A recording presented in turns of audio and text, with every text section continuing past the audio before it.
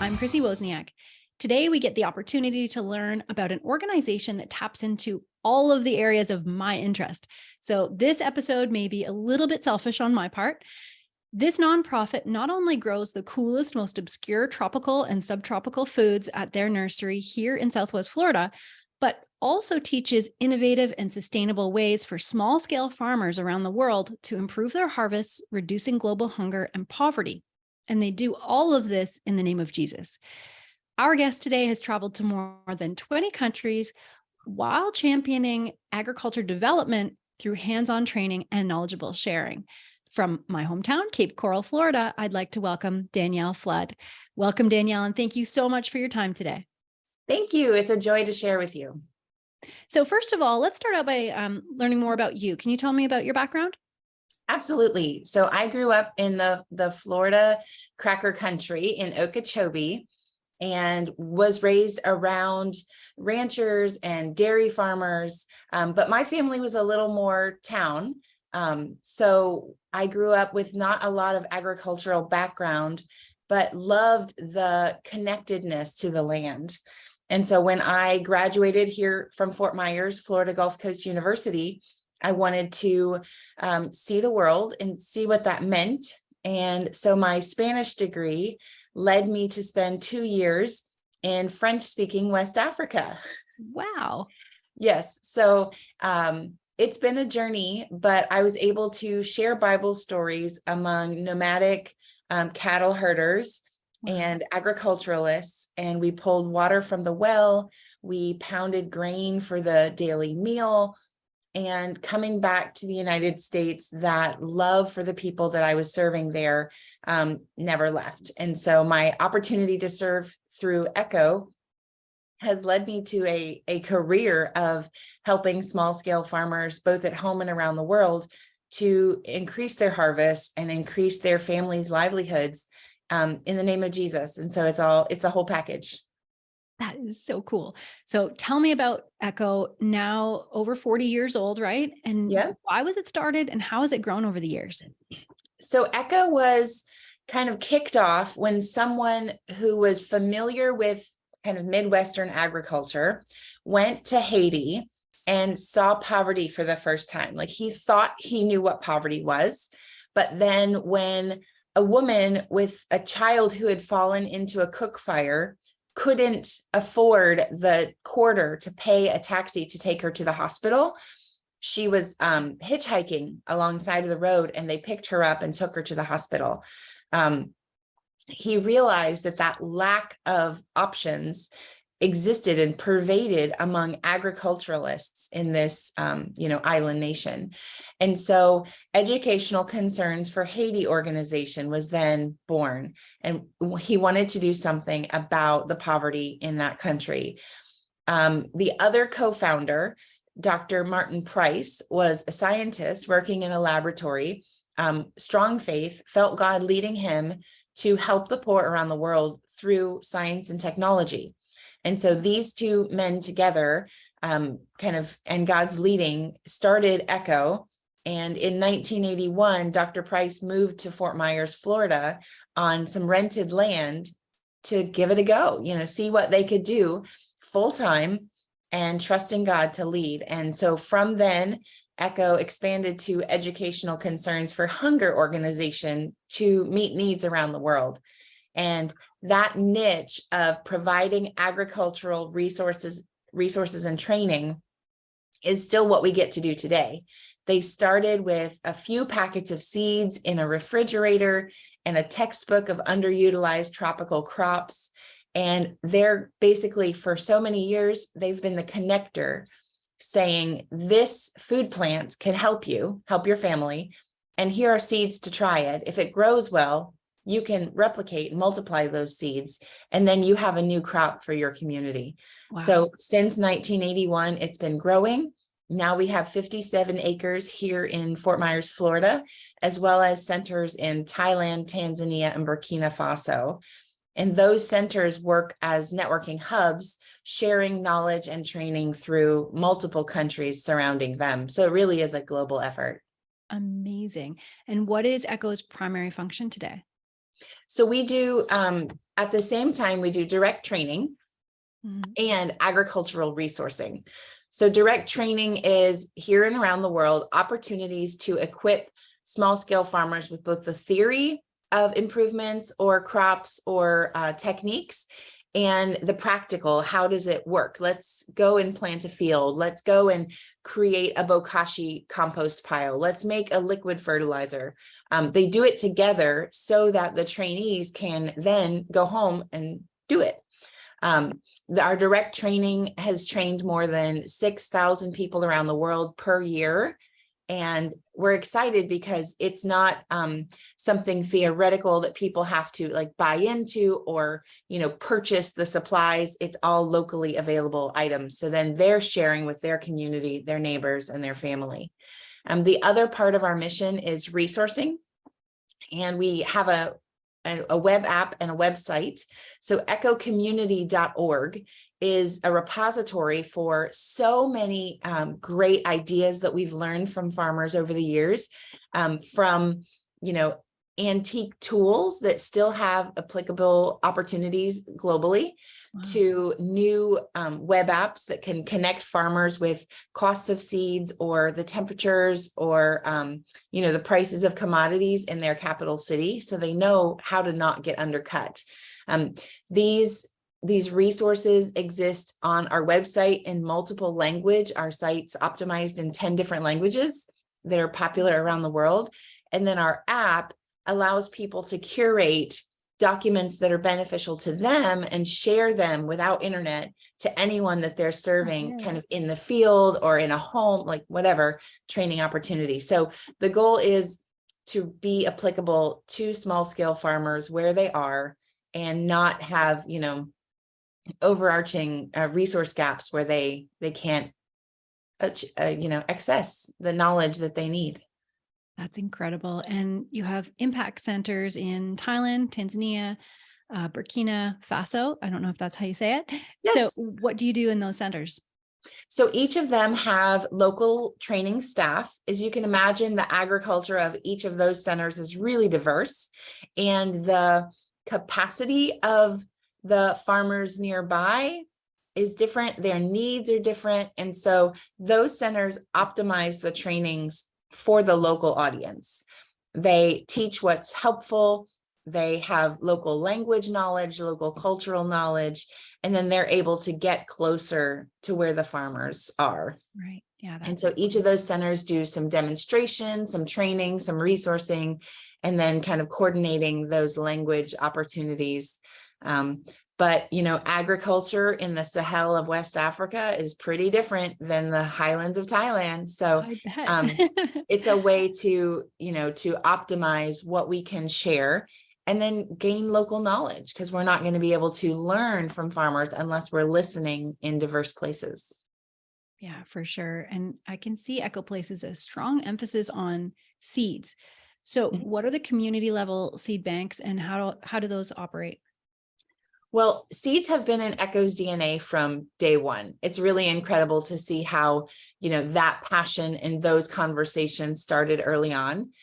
So saving seeds here in Florida, or when people would give Dr. Price those first seeds early on, he realized to save them and then to multiply them, it takes time and knowledge, and he was learning. So he's documenting his learning. And then we developed a seed bank here at Echo Florida in the 90s from a recycled shipping container. So it was refrigerated, and they used that low temperature, low humidity to keep the seeds viable long-term. Wow. And then we were sharing those around the world to anybody who needed them, who could benefit from them. And, then you realize that so shipping is challenging. Phytosanitary certificates are challenging. Sometimes, like as we saw during the COVID epidemic, people closed borders and said, nope, we're not taking anything right now. Right. And so seeds were hard to come by. And even before then, we were trying to train people to save their own seeds, to store them well for viability, to test for germination, and then to share. And so seed banks, seed swaps, and then the trainings therein are pretty key in all of our impact centers. We do have seed banks in Thailand and Tanzania. Our West Africa Center does not yet have a seed bank, but sharing seeds of, local vegetables, underutilized fruits, crops that, maybe aren't commercially viable, but would benefit a small scale farm. Those are the ones that we want to share and give access to people and multiply, because seeds are created to multiply. Yes. Yeah, that's so neat. And another area of focus is the use of appropriate technology. How does that play out in the US and in various international locations too? Yeah, so appropriate technology usually surprises people, but once they see it, they're like, oh, of course, because, if you take a tractor to the center of Africa, it might help until it runs out of gas. And you may only have, enough money to get some gas. Gas is very expensive, or until something breaks and they don't have those parts in the country at all, or those technologies may not be the most appropriate, though well-intentioned. So ECHO works with smaller scale pieces that can be either created in country or repaired in country. And some of these machines are as simple. So start with, a jab planter. It could be a long stick that helps a farmer get the hole, the right depth, drop a couple seeds in, and then they cover it up. But then for a larger plot, if you're planting by hand, maybe a rolling jab planter could be optimized, where the seeds are, entered into the ground at a spacing, and they could do, instead of, one row every 20 minutes, a row could take 5 minutes. And that would greatly increase the opportunity for them to finish the work without running out of energy or strength. And so appropriate technology covers a whole gamut of food, water, and shelter needs for small scale farmers. And even here in the United States, if we, look at the stores and they're selling a chicken coop, well, what if you could make a chicken coop with recycled pallets or resources that are, nearby in a pile of junk? Those kinds of things could be done. We have the plans for a chicken coop, and then what you need for it is open to interpretation. So, you need a roof, you need joists, you need those kinds of things. And it really is resource based. So what do you have, and how can you use those things you have to make what you need? There was a story that I remember told to me from a woman who worked with ECHO, and she was training refugees that had come from another country, and they were, traumatized, living on, just assistance. And she was asked to teach some agriculture. And so she came in and she's like, well, what do you guys know about what grows around here? And they were having trouble with some pests, some worms on the plants. And the lady says, well, that tree will give us a water that makes the worms go away. And so from the refugees, she learned of a natural pesticide that they were able to make, multiply, and carry out. That's amazing.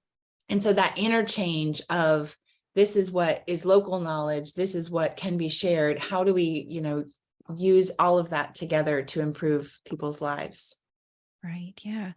And it's interesting. There's a person that sells seeds in Tampa, and I don't remember what it's called, but she was born, I don't know if it was Thailand or something like that over there, but it ended up being the same growing zone as here.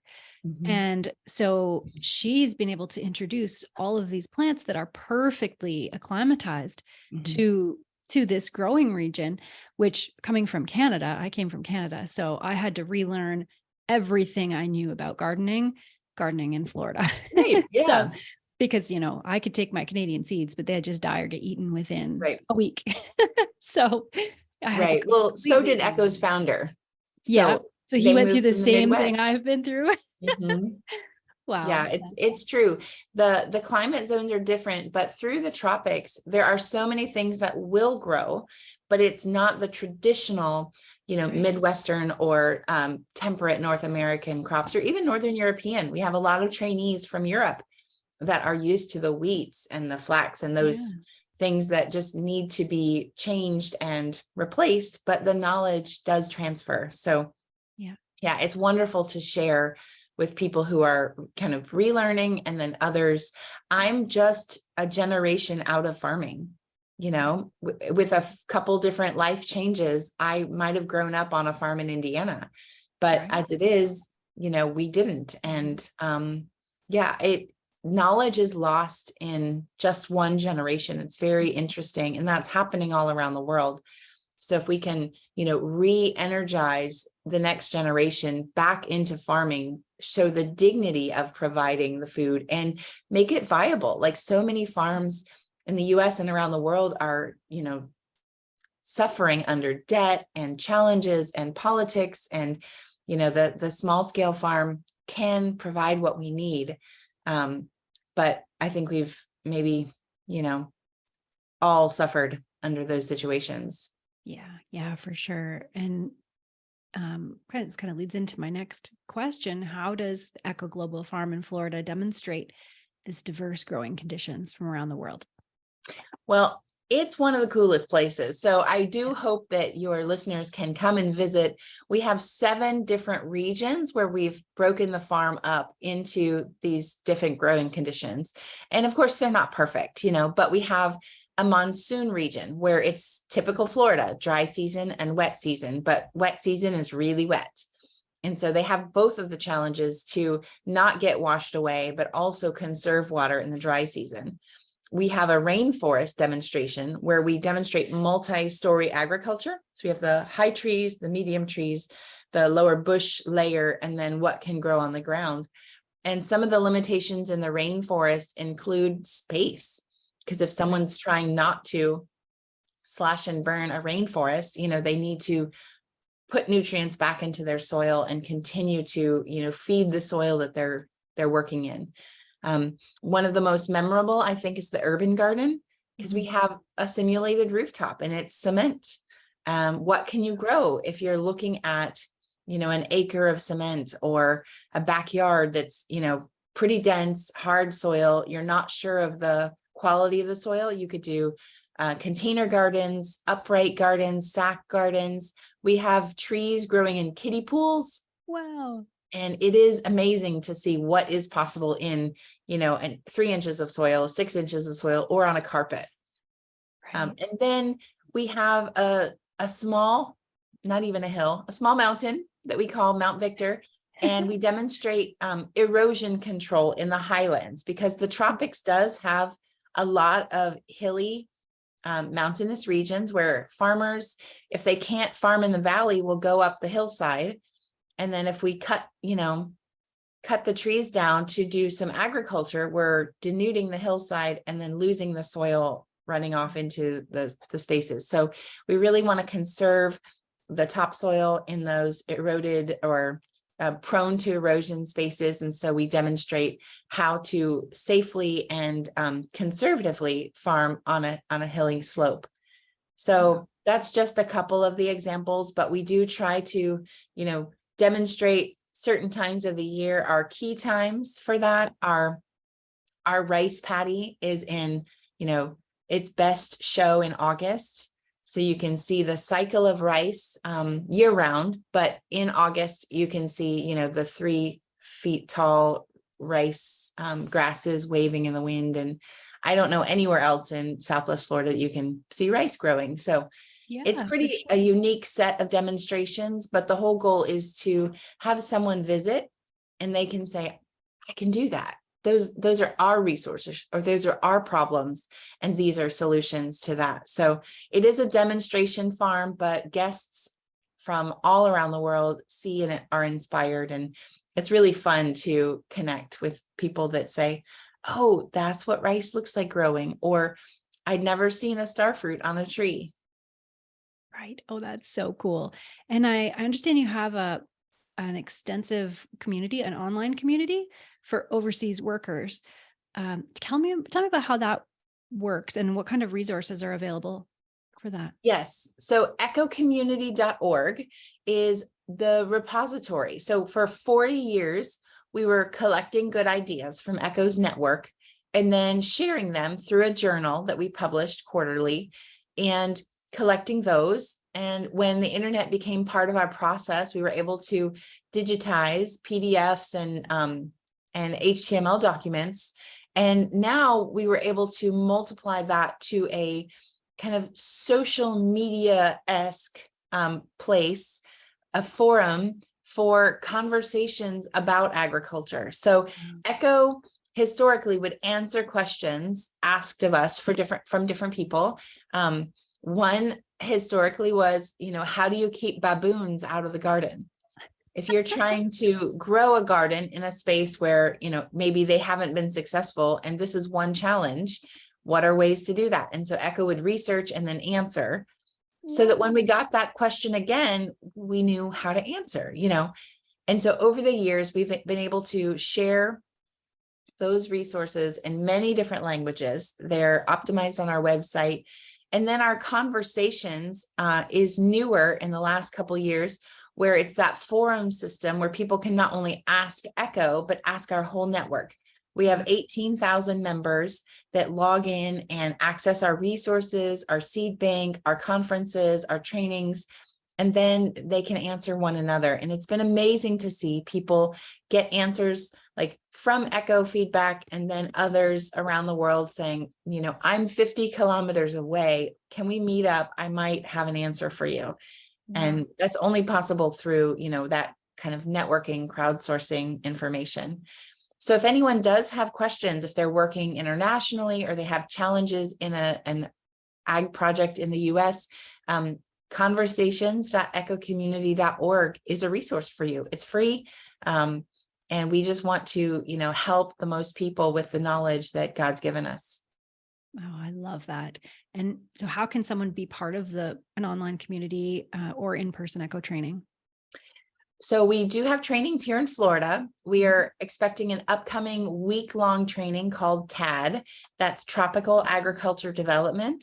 Ooh, and it's yeah.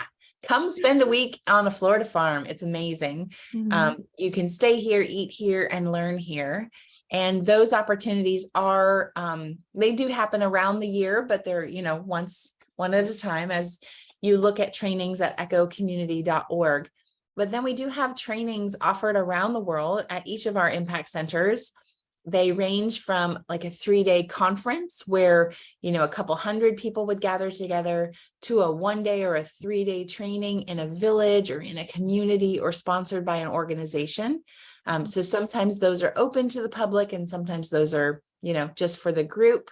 But echocommunity.org has all of those. And if people were looking for resources on a certain plant or a certain technique or certain style of agriculture, we have documentation there too in multiple languages. So the goal would be to resource people and then make it shareable. And it's all free.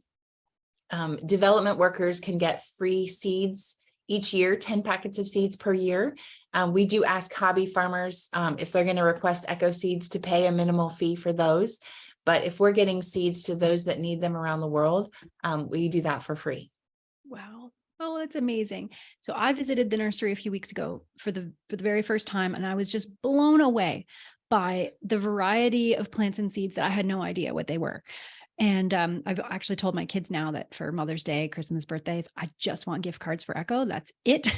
Wonderful. And, we're really fortunate to live here in Southwest Florida, in this subtropical growing zone, and have the opportunity to grow some pretty wild fruits and vegetables right here.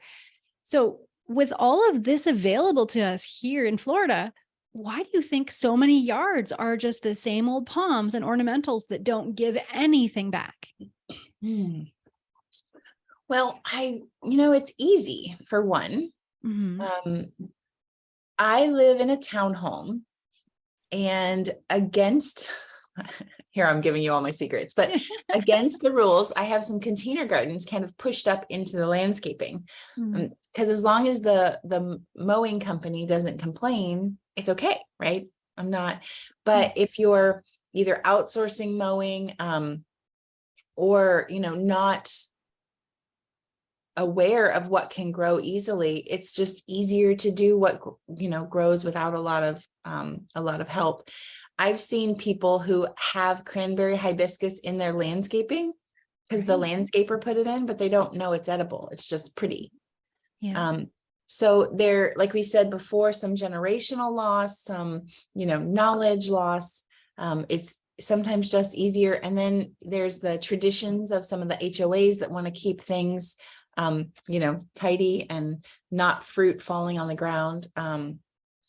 Moringa is another example where this tree is highly nutritive. It grows in the subtropics and tropics.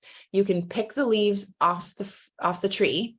It's incredibly useful, but not many people know about it, and it's not commercially available. It's really hard. And I think in some of those ways, it's not very profitable. So people haven't invested the money into making moringa projects. But, status quo is one of those things. If the yard is fine, and it's not for sale at a box store, then it's fine. But there are some amazing examples of diverse, yardscapes where we have, learned from people and taught others who just really want to grow food. I love the idea of sending my kids out to grab some of the herbs that we're growing, and then we put it right into our food, that kind of primal providing for ourselves. It is growing. But as far as, full on, also there are, county rules sometimes that make it harder. Yeah. So it's a large challenge, but what I do know is that if people start small, there's always improvement, and you can always add, and you don't have to know everything about, food, forest, landscaping, but starting with 1 or 2 plants that you're aware of and you can add them to your diet, it's all a good start. Absolutely. And I actually bought a moringa tree. Yay. And when I was at Echo a couple of weeks ago, I'd been researching them like crazy. And it really is a very incredible plant. Like that I read there's, more vitamin C than oranges. There's more calcium than a glass of milk. There's more, it has protein, it has everything. So now I go out in the morning and grab, a little thing of leaves and chop it up in my omelet. There's so many little things like that. I go through the garden and grab the sweet potato leaves and the garlic chives and everything. And it goes into all of our food. And these, superfoods really do make your diet so much more robust. And yeah, I'm so excited about this moringa tree because everybody tells me it's going to grow very fast. Yeah. And especially if you keep it trimmed, it's easy to reach and accessible. My sister-in-law has a moringa tree that they pull in for the winter because they're not in the subtropics, and they take it out in the summer. But her friends think her kids are crazy because they'll just go up and eat the leaves as the house. It's good. It is. Yeah, very cool. And even when you don't live in a tropical climate, like back home in Canada, I was able to grow so much food in a short amount of growing season. And with like you said before, the political, global climate, fragile supply chain, do you think that there's more need than ever to teach people here in America how to become a little bit more self-sufficient? It's almost like reverse missionary work now, right? Well, yeah, I think self-sufficiency has been lost with the increase of convenience foods and, fast food, access to so many diverse things. But as we see, if, the grocery store is having a challenge or if something's out, it's so great to have it stored, something that you grew, and the ability to provide for yourself feels right. It feels good. I know some people are very busy. It does take a little bit of learning and processing, but, even in our life, if I can get extra tomatoes or extra fruits, we try to put it away as jam or sauces or, whatever we can store. Every little bit helps. So people don't have to feel like they have to do it all, become a homesteader, but learning a little bit makes things taste good. What goes into your food, I think it's a great step in the right direction. Right. And we all just lived through Hurricane Ian, where we got 12, 14 days of no grocery stores, no gas, no, right. We had to just survive. And, I was lucky, my neighbors and I, we all kind of pooled food before as things were going bad because our fridges weren't working. But it really, events like that, those catastrophes really show you, what if the grocery store doesn't open for 2 weeks? What are you going to eat? Right. And it's a lot of things that I never thought about before, Right. Ian, especially, and water too. Right. We definitely live in a time of abundance where we have so much that it's going to waste. And if we could limit our consumption of the resources and commodities around the world, then maybe it would be more fairly distributed. But also just knowing that what you can live with and live without, I think is important for all of us in the Western world to realize that, our resources are not unending. The world is finite. Yeah, good point. So can you tell me about some of your favorite plants, kind of what they're used for, where they came from, some of your just absolute favorites? I just brought home from Echo a peanut butter plant. So in hopes that my son, who does not like fruit, I'm hoping he'll be able to have a fruit that he actually enjoys. He hates the bitter fruit sweetness. So that's so I'm interesting. Hoping. Yeah. He's strange for kids, right? But no fruit. Yeah. So what are some of yours? Well, my favorite leaf on the farm is K-tuck. It's a green bush that thrives in kind of the hot, humid environment, and it can handle shade. So if you have a space like under a tree or in a shady part of the yard, K-tuck is a great option. It tastes a little bit nutty, and you can pull the leaves in a salad. You can get the young tips. The little new growth is my favorite, but it's from Asia. It's a really great leaf. Chaya is another one. Chaya I have in my yard because I harvested some leaves and I didn't want to put the sticks in the trash can or the compost bin because they would take a while. So I just chucked them into the bushes. And lo and behold, the chaya is now growing in the bushes. Wow. And so chaya is very hardy. You do have to boil the leaves first. So you would eat them like a cooked green, like a lot of the southern, mustard greens or anything like that. But if you boil it for a good 20 minutes, 30 minutes, and then you put it in muffin tins, you get these little pucks of cooked greens. So then you can put them in soups or stir fries or saute them as a side. We make a peanut butter chaya dish that's out of this world. And that's one of the Echo recipes that who knows where it came from, but it's passed on generation after generation. Carambola is the star fruit that I mentioned. Okay. It grows super well in this environment. We get 3 harvests of star fruit a year per tree. And there's so much. I need to add that to my list. Yes. You can put them in cakes or, water, sauces, salads, anywhere you would have fruit. They're a little less sweet. So they're kind of on that like tart nature, but Bell Carambola is the best variety that I know of. They're large fruit, they're juicy, they're sweet, but not too sweet. And then I adore mango season. So, I have a favorite Asian variety of mango and a favorite like other variety of mango that are the different style. So I'd say the Kerry mango or the Nam Dak Mai are both great for their own, differences. And at Echo, we generally carry 9 or 12 varieties of mango. Wow. So you could have 2 different ones in your home and benefit from both. So some would be sweeter and juicier, and some would be a little more tart, depending on the needs there. So there's so much diversity. I think that if you, start small and add to your diet, add to your yard, I think it's a great way to both decrease our need for groceries. I mean, it wouldn't overtake it, of course, but decrease. And then just have fun. Like, who doesn't want to bake with something that came from their backyard? Yeah, exactly. And just since moving here, I'd had mangoes before, but they're so versatile. It was amazing last year when they were in season and just getting all of these mangoes from people with trees. And I canned mango salsa. We had mango on the grill. We had, oh my goodness, you can put them in anything. They're such a great fruit. It's so exciting. Yes.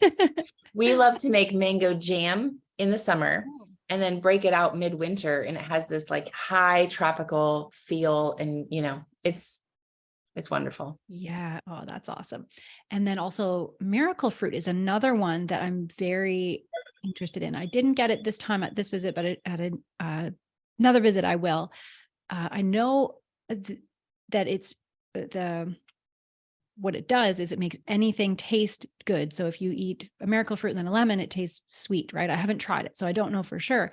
And I Yeah. know a few people right now who are on chemotherapy, Mm. and it's supposed to be good for them. It helps take away the metal taste. Mhm. Can you buy the fruits, or do you have to grow the plant? Is there I anywhere that haven't sells seen the them? fruits for sale anywhere. Hmm. They aren't one of those that ripen at the same time, so it's not Yeah. easy to sell a bunch. You have to have just the ones that are ripe. We do have plants here on the farm for demonstration purposes and Uh-huh. research. But yeah, you can grow your own plant and then have access to them. They sell them in pots, so you could get them mature enough to start fruiting. Mhm. It's crazy what that. So yeah, the pulp of the fruit is what kind of coats your taste buds and changes it. And I read an article more than a decade ago. There were parties in New York City where they were serving these little berries and foods so that you could taste the differences and kind of enjoy the Wow. culinary experience of the miracle fruit. So Yeah, that sounds so neat. there are so many diverse plants that we just need to learn and see what fits our own diet, our needs. You're right, chemotherapy is terrible but beneficial for those that are on it. So if there are ways that we can improve their condition of life, Mhm. miracle fruit might be one of those. Also, just eating natural healthy foods that where they came from, you can't go wrong. Yeah, for sure. And changing gears a little bit, on your website, I see it states, we believe that as active participants in the Great Commission and stewards of great agricultural knowledge, it is our duty to grow and make disciples. Can you explain that and what that means? Sure. So Echo works to serve those around us. And the Bible is very clear that we're to love not only our neighbors, but also our enemies. And the best way to do that is to serve them with the resources that they need. So Echo feels that this way of meeting tangible physical needs is the most efficient way to help families out of poverty.